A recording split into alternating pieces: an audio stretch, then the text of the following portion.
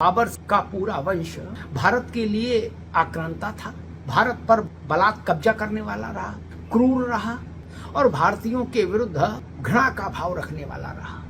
भारतीयों को उपयोग उसने किया वहां जहां उसको लाभ हुआ। ये तुर्की और मंगोली प्रजाति के लोग भारत के साथ एक रस कभी नहीं हुए, एकात्म कभी नहीं हुए।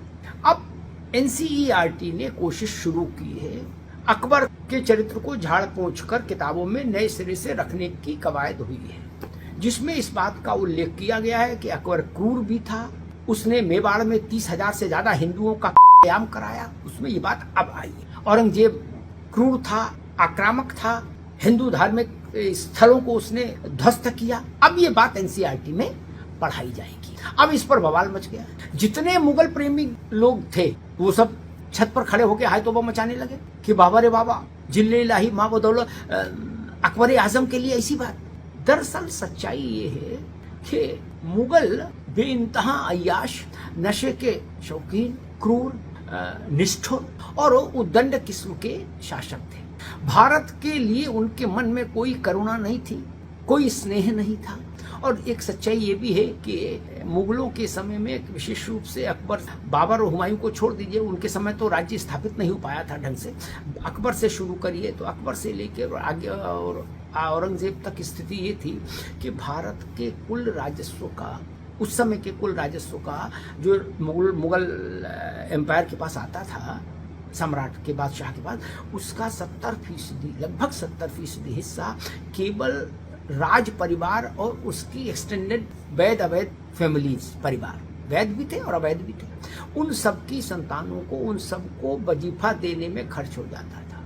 बादशाह सलामत की फर्स्ट फैमिली, फिर एक्सटेंडेड फैमिली, फिर वैध और अवैध शाखाएं उनकी, उन सबको मिला के वो इतना बड़ा कुनबा हो जाता था कि उनको वजीफा देने, मासिक वजीफा दिया जाता था। उसी में भारत का 70% राजस्व खत्म हो जाता था, 70% से अधिक। तो जो शेष 30% बचता होगा उसमें वो कितना परोपकार कर लेते होंगे इस देश के लिए, ये समझा जा सकता है। तो खैर, देर आए दुरुस्त आए। मुगलों की तमाम कहानियां हैं, वो कहानियां जो कम से कम भारत में तो न पढ़ाई गई, न इतिहास की किताबों में लिखी गई। विदेशी जो आए मुगलों के समय में, उन्होंने अपने वृत्तांतों में उन सब कहानियों का जिक्र किया है। और मेरे पास ऐसी सैकड़ों कहानियां हैं जो मुगलों के चरित्र को लेकर एक जो रेशमी पर्दा डाला था भारत में सो कॉल्ड इंटेलेक्चुअल्स ने, वो पर्दा तार तार हो जाए, मुगलों का असली चेहरा देश के सामने आ जाए। लेकिन खैर, देर से आए पर सही आए। एनसीईआरटी के इस कदम पर राजनीतिक कोहराम भले ही कितना भी मचे, लेकिन ये सच है कि किसी भी देश में आक्रांता के बारे में महिमा मंडन नहीं होना चाहिए। आक्रांता है, उसकी वास्तविक छवि ही देश के सामने रखी जानी चाहिए। अब मुगलों से काम शुरू हुआ है तो इसका स्वागत किया जाना चाहिए देश में।